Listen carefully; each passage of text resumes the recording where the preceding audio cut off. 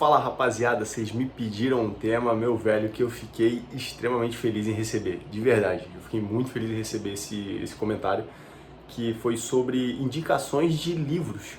E cara, eu fiz uma lista aqui dos livros que eu li para cada tipo de conteúdo, para cada tipo de tema que você está procurando. Livros que eu já li, já estudei e acho que seria de grande valia para você ler também, são livros que eu recomendo, tá bom? Não sei se você sabe, mas eu estou transferido, hoje eu não moro na minha casa, então essa casa aqui não é minha.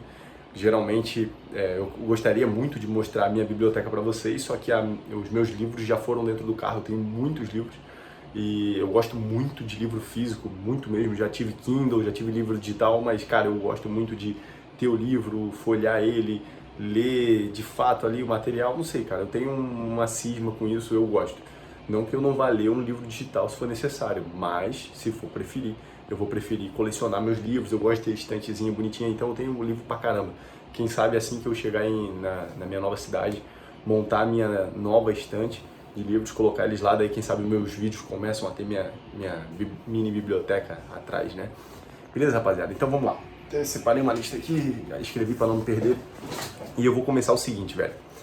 Se você quer ler sobre dinheiro, qual foi o melhor livro, Gabriel, que você leu sobre dinheiro? Eu li vários livros bons, só que se eu fosse começar do zero de novo, tipo assim, Gabriel, você nunca leu livro nenhum sobre dinheiro, sobre como guardar o seu dinheiro, como economizar dinheiro, como ganhar dinheiro, eu acho que eu leria como primeiro livro Pai Rico, Pai Pobre. Quem já leu já sabe do que eu tô falando, é um livro extremamente famoso, tem um boatozinho aí de que foi escrito por um ghostwriter, mas isso pouco importa. O que me importa mesmo é o conteúdo. Pai Rico, Pai Pobre, a história do livro é que o cara ele tem dois pais, um pai biológico e um pai que ele considera pai de criação, que era pai de um amigo dele, se não me engano, e sempre passava muitas dicas para ele durante a vida dele. O pai biológico dele era um cara concursado, era professor universitário, que é o pai dele de fato, e sempre prezou muito pela estabilidade e tudo mais. Então, sempre quando tinha um dinheiro, ele pegava o dinheiro, comprava o carro, aí depois ia ganhando o salário dele, ia acumulando de novo, comprava casa. E o pai de criação dele, que ele diz, tipo o pai rico, que fica passando várias dicas para ele, que na verdade é pai do amigo dele, ficava falando outra coisa. Não, você não pode pegar o dinheiro e comprar coisas que gastam o seu dinheiro. Você tem que pegar o dinheiro e comprar coisas que fazem mais dinheiro. Então ele começa a ensinar muito. Eu acho que o maior ensinamento daquilo ali é você sair com a percepção do que de fato é um passivo e um bem ativo. O que é um bem passivo e um bem ativo? Você pegar o seu dinheiro para comprar um bem passivo e as consequências de comprar um bem passivo, e pegar o seu dinheiro para comprar um bem ativo e as consequências de comprar um bem ativo. Porque o ativo é o bem que faz dinheiro e o passivo é o bem que te tira dinheiro. Por exemplo, um carro que você vai comprar para seu uso pessoal seria um bem passivo e você iria ter que botar gasolina, você tem que gastar com IPVA, você tem que gastar com um monte de coisa. Agora, se você comprar um carro, olha só, é o mesmo produto, um carro para fazer o Uber, já é um carro que você vai ganhar dinheiro com ele. Então ele é um bem ativo. Aí, claro, cabe um cálculo se vale a pena ou não, enfim. Mas a ideia do livro é mais ou menos essa e, cara, é muito legal, é fácil de ler. Enfim, eu não vou falar mais coisas sobre o livro porque eu quero que você leia. Se você não leu esse livro ainda, cara, ele é crucial, independente de você gostar ou não do tema, velho. Você tem que ler esse livro para você saber lidar com o seu dinheiro, senão você vai ter uma vida muito, muito, muito infeliz, porque o dinheiro, já ouviu que o dinheiro é a raiz de todos os problemas? Pois é. Geralmente a falta dele é a principal raiz de todos os problemas e a culpa é sempre nossa, velho. Vamos lá, beleza, dinheiro. Se eu fosse falar sobre livro de espiritualidade, e aí vem a minha recomendação de meu livro favorito. Se eu fosse escolher um livro favorito, Gabriel, independente de tema, qual o seu livro favorito? É esse. E é um livro sobre meio que espiritualidade, só que ao mesmo tempo, quem é totalmente ateu consegue ler aquele livro como uma historinha normal. E é muito bom, velho. A história dele, até pra quem é ateu, é muito maneira. Que é Cartas de um Diabo ao Seu Aprendiz. Caraca, Gabriel, que título é esse? E é exatamente isso o livro. É um demônio grande do inferno, que não é um negócio de terror não, tá? Mas é um demônio que fica mandando cartas ao seu aprendiz, um demônio pequenininho. E esse demônio pequenininho, ele tem o objetivo de levar determinado homem, a missão do demônio pequenininho, que acabou de se formar na faculdade dos demônios, enfim, tem a missão de levar um ser humano, um determinado ser humano, para o inferno, ao longo do tempo. Então leva o ser humano a... Então são cartas desse diabo grande dando dicas, tipo, ó, você tem que fazer isso, você tem que fazer aquilo outro. E pra você que é religioso e talvez tá achando meio pesado, assim como eu quando eu falo pra minha mãe, ou pro meu pai, ou pra qualquer pessoa religiosa, assim, que eu falo sobre esse livro, o pessoal acha que é um absurdo esse tipo de livro, quando começa a falar, pô, não, é um demônio grande que manda carta pra um demônio pequeno, pô, é meio bizarro, né? Mas a verdade é que é um livro de evangélico. É um livro evangélico do C.S. Lewis. Ele é evangélico, ele era um ateu que se converteu, e ele faz esse livro exatamente para os evangélicos. Ou seja, não só para os evangélicos, tá? Desculpa, não é evangélico, ele nem sei se ele é evangélico, ele é cristão. Mas não sei se é católico, se é enfim, qual a denominação dele. Mas não interessa, essa parte não importa pro livro, né? A questão é que o livro ele vai contar de um diabo grande falando, ó, você tem que fazer ele fazer essa coisa, tem que fazer tal coisa. Daí, às vezes o diabozinho pequeno ele erra, às vezes ele acerta, e daí ele fica mandando carta, dá esporro. Então vai de carta em carta. Então, tipo, a primeira carta, meu querido Vermelindo, que é o nome do demônio pequeno. Então, tipo assim, tem uma conotação meio engraçada. Cara, é muito bom o livro, e dá pra terminar ele num dia só. Ele é curto, ele é pequeno, ele é fácil de ler. E ele te pega, velho. Tipo assim, você começa a ler, você não quer parar, entendeu? Então é muito maneiro, é muito rápido, porque as cartas são curtas. Então você vai ver o livro se desenvolver muito rápido. Gabriel, eu quero coisas mais concretas, eu quero ler sobre filosofia, eu quero ler sobre ética. Aí sim, já é uma leitura mais difícil, isso que eu vou falar agora, bem mais difícil. Foi escrito antes de Cristo, que é Ética a Nicômaco, de ninguém mais, ninguém menos que Aristóteles. Se você quer saber sobre ética, sobre principalmente o conceito de vícios e virtudes. Por exemplo, na nossa vida, nós temos coisas que são virtudes. Você fazer determinada coisa, não, aquilo ali é uma virtude, ele é benevolente, ele é uma pessoa caridosa, ele é uma pessoa que alguém que defende os outros, enfim, isso seria uma virtude. Agora, existem também os vícios, não, ele é um beberrão, e não só vício de vício igual a gente está acostumado, não, tá? Vícios são coisas ruins, que no cristianismo a gente chamaria de obras da carne. Não, ele é um adúltero, ele trai a esposa, ele faz isso, faz aquilo, ele é uma pessoa... Ou seja, você viveu uma vida mais íntegra entre vícios e virtudes. Eu acho que foi, inclusive, o primeiro autor a trazer essa distinção e esses nomes. Existem os vícios e existem as virtudes. E ele vai dizer, a parte que ele fala muita coisa no livro, muita coisa mesmo, mas eu acho que uma das coisas que me marcou muito foi que o vício, a distinção entre o vício e a virtude é a posição dele de determinada coisa. Por exemplo, a coragem e a covardia é a mesma coisa. A diferença é que a covardia ela é um extremo da coragem, e a falta de senso, tipo assim, de você querer ser o brigão, de você querer não ter medo de nada, também é um vício. Tanto a covardia, que é um extremo do tipo, não faço nada porque tenho medo de tudo e de todo mundo, até você ser o brigão, você querer ir pra... Ele também é um extremo, só que o extremo a mais, ou seja, são dois extremos.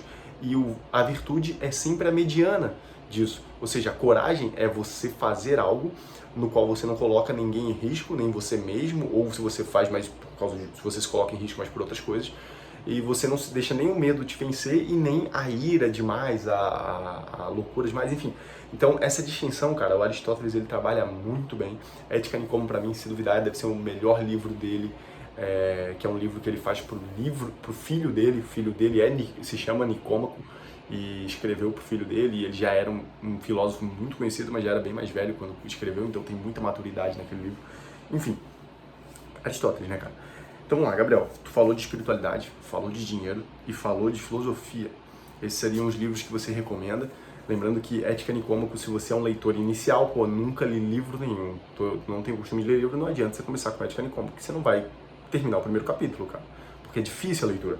Agora, Pai Rico, Pai Pobre, aí tá um bom livro para começar a ler. Cartas de um Diabo a Seu Aprendiz, se você quer saber sobre espiritualidade, muito fácil de ler, pode ler à vontade. Então vamos lá. Clássicos, Gabriel. Eu ouvi dizer que existem livros clássicos, e agora a gente vai falar de romance, tá? Romance, Gabriel, é homem que ama a mulher, viadagem, coisa de mulherzinha, não, cara. Romance nos livros é chamado de romance todo aquele livro que é uma história. Então, enfim, é uma história, só isso. Não significa que tenha a ver, que o tema central seja amor, não é isso. Então vamos lá. Clássicos são aqueles livros que venceram a barreira do tempo. Então eles podem existir há 1000 anos, há 500 anos, até 100 anos, mas são livros que tratam de coisas, de temas, é uma história, mas trata de temas que são universais, independente do país, independente do contexto em que se vive, independente. Vai tratar, por exemplo, todos os povos de todos os tempos trataram sobre a morte. Então a morte foi um tema central de muita discussão, e desde os nossos ancestrais até hoje em dia a gente pensa no que é a morte, enfim. E vocês entenderam a ideia do clássico, né? Então, clássico fácil de ler, cara, gostoso de ler, muito bom mesmo. E tá aí um bom livro para começar a ler também. Já é um livro maior que Cartas de um Diabo, Seu Aprendiz, e eu acho um pouquinho mais difícil que Pai Rico, Pai Pobre, até porque são temas bem diferentes, né? Mas é uma história muito boa, que é O Sol é para Todos, do Harper Lee. O Sol é para Todos é um clássico de não muito tempo, é do século XX, 100 anos atrás, um pouco menos de 100 anos atrás, e ele mostra a perspectiva de uma garotinha que o pai dela é advogado. E na época, cara, Estados Unidos, 1910, 1920, 30, enfim, é mais ou menos ali naquele contexto. E imagina como os negros eram tratados naquela época. Então, uma família que ninguém gosta, só que é uma família de brancos, mas é uma família, tipo assim, depravada, toda errada, que é até excluída da sociedade lá, acusa um determinado negro, que é um trabalhador e tudo mais, só que é um negro daquela época, de ter cometido um determinado crime, um estupro de uma das filhas. Porém, então por ter sido um branco acusando um negro, o negro estava praticamente condenado já naquele contexto. E se você ver filmes de 1910, 1920, que tratam um pouquinho sobre esse tema, você vai entender mais ou menos como é que isso rolava nos Estados Unidos, tá? Ainda mais em determinados estados e cidades. Eu não lembro agora em qual cidade, estado se passou, mas enfim, o livro. Mas o pai dessa garotinha, o livro é como se fosse todo escrito pela garotinha, pequenininha, deve ter uns 6 anos de idade, e ela narra toda a história, então tudo que ela vê é na perspectiva dela, então você vê a inocência de tudo que ela vê, e os questionamentos também. Ela questiona coisas que na época que o Harper Lee escrevia eram tabus, e ela, tipo assim, questionando como uma criança, tipo assim, cara, é muito puro o negócio, é muito maneiro, é muito bom mesmo, de verdade. E o pai dela é advogado, e o pai dela, sendo advogado, ele aceitou defender o negro. Só que ao mesmo tempo a população em geral começou a não gostar do pai dela, tipo assim, começou a ter uma certa aversão ao pai dela, porque é um advogado que está defendendo o negro ao invés de estar do lado do branco. E, cara, o livro é sensacional, velho, é muito bom, é fácil de ler. Mas enfim, Gabriel, eu já sou um leitor de muito tempo, já leio bastante livros. Qual é a sua dica para clássicos difíceis? Clássicos assim que, pô, esse livro é sensacional, só que ele não é para qualquer um ler, porque ele é difícil de ler. Então, lá vai pedrada, que é o Dostoiévski, o autor. É um livro russo, obviamente está traduzido para o português, tá? Mas é um livro de um autor russo do ano 1800 e pouco. Dostoiévski é considerado um dos maiores gênios da literatura mundial, se não for o maior, tá? Tem gente que gosta mais do Tolstói, tem gente que gosta mais do Dostoiévski. Eu, particularmente, nunca li o Tolstói, não tenho muito tempo hoje em dia também para ler esse tipo de livro, que é calhamaço, é pesado, mas Crime e Castigo de Dostoiévski, cara, que clássico absurdo que eu li, meu velho. Eu lembro de sentir a agonia da história, quando ele estava se sentindo agoniado, assim, eu estava agoniado, quando ele se sentia culpado, eu me sentia culpado, e eu lembro de parar de ler o livro muitas das vezes e respirar, assim, cara. Dostoiévski é absurdo o nível do escritor, é loucura. Só que é um livro difícil de ler, já é mais pesado, às vezes você se perde, e os nomes das pessoas são russos, então, assim, você tem que tomar cuidado para não se perder com os personagens, que você já nem lembra mais quem é quem, e, pô, é só nome russo, é difícil de entender, é bom até ir anotando, não, quem é o ator principal, quem é o principal aqui, o nosso protagonista é esse cara aqui, o nome dele é esse, então quando aparecer esse nome é ele, esse aqui é o outro cara, esse aqui é o primo dele, esse aqui é o fulano de tal, e assim você vai anotando. Eu não fiz isso, às vezes eu me perdia, eu confesso que eu me perdi às vezes na leitura, por causa dos nomes russos, mas assim, cara, é muito bom mesmo. Vamos continuar, porque senão o vídeo vai ficar muito grande. Gabriel, romance policial, eu quero parada de tiro, eu quero investigação é maneiro. E aí eu li um livro com 14 anos, E eu não deveria ter lido esse livro com 14 anos, mas eu também, com 14 anos, já era igual uma pessoa de 18. Até dirigir, eu dirigia no interior, né? Até dirigir, eu dirigia e tal. Millennium, cara. Talvez você já tenha visto o filme Millennium, o Homem que Não Amava as Mulheres. O filme não é tão bom assim, por mais que eu goste, mas não é tão bom, eu confesso. Eu sou meio puxa-saco do Millennium, por isso que eu acabo dizendo, não, o filme é legal, mas eu sei que ele não é aquilo tudo que o pessoal esperava. Porém, o livro é muito bom, cara, é muito bom. Então, o autor é o Stieg Larsson, ele morre antes de lançar os 3 livros, Millennium, são 3 livros, são grandes. E o primeiro é O Homem que Não Amava as Mulheres, o segundo e o terceiro eu não lembro o nome, eu li todos os 3. E, cara, é um romance policial, o tema central não é amor, tá? Mais uma vez, lembrando que romance não significa isso. E é muito, muito, muito bom. Eu vou deixar você ler, não vou falar nada. É só uma menina lá que é uma hacker muito foda e um cara que é um jornalista que acaba investigando as coisas. E, velho, é sensacional. Só que vai ter coisa, vai ter tema lá, tipo assim, estupro, violência, estupro pra caraca, velho. Tem bastante, assim, tem bastante esse tema recorrente. Mas não lembro de ter estupro infantil, tá? Eu acho que até o tema bate um pouco, mas não a cena valendo, assim, acho que só relembra em algum momento que isso aconteceu, mas estupro normal tem direto. No livro, tá? Algo normal até porque é um romance policial, cara. Obviamente teriam crimes e violência pra cacete. Mas a investigação é muito maneiro, o desenrolar da história, Stieg Larsson é muito brabo, e antes dele lançar a trilogia ele morre, e quem lança ali é a editora ou a família dele, alguma coisa assim. Então vamos lá, Gabriel, fantasia, velho. Eu tenho um adolescente em casa, ou eu mesmo gosto de ler literatura infanto-juvenil, eu gosto, tá? Infanto-juvenil é muito bom, dependendo da literatura, tem fantasia, tem umas fantasias muito fé. E aí eu te recomendo de infanto-juvenil, tem gente que gosta de citar o Hobbit, eu gosto mais do Crônicas de Nárnia, por mais que eu seja um grande fã do Hobbit. Crônicas de Nárnia é muito bom, e por mais que você vá comprar, ele é grandão, ali, não sei se você sabe, quando você vê aquele livro grandão do Crônicas de Nárnia, na verdade ele tem 6 ou 7 livros ali dentro. Então são 6, 7 livros pequenininhos, só que você vai lendo, aí termina um livro, a próxima página é o próximo livro, e assim vai, tem a divisãozinha ali dentro.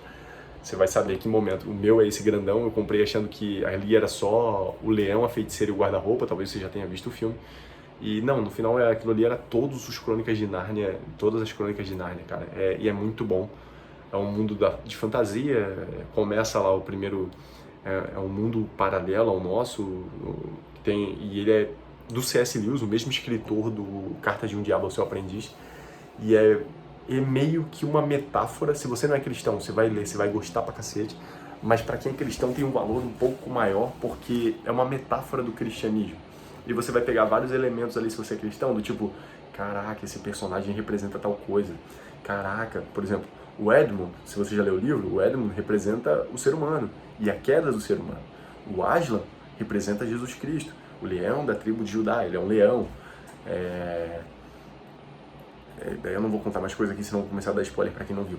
Pra quem não leu e quem não viu o filme. Cara, mas é muito, muito bom. E você que não é cristão, cara, você vai ver aquela história ali, você vai se amarrar, porque... E você não vai ser...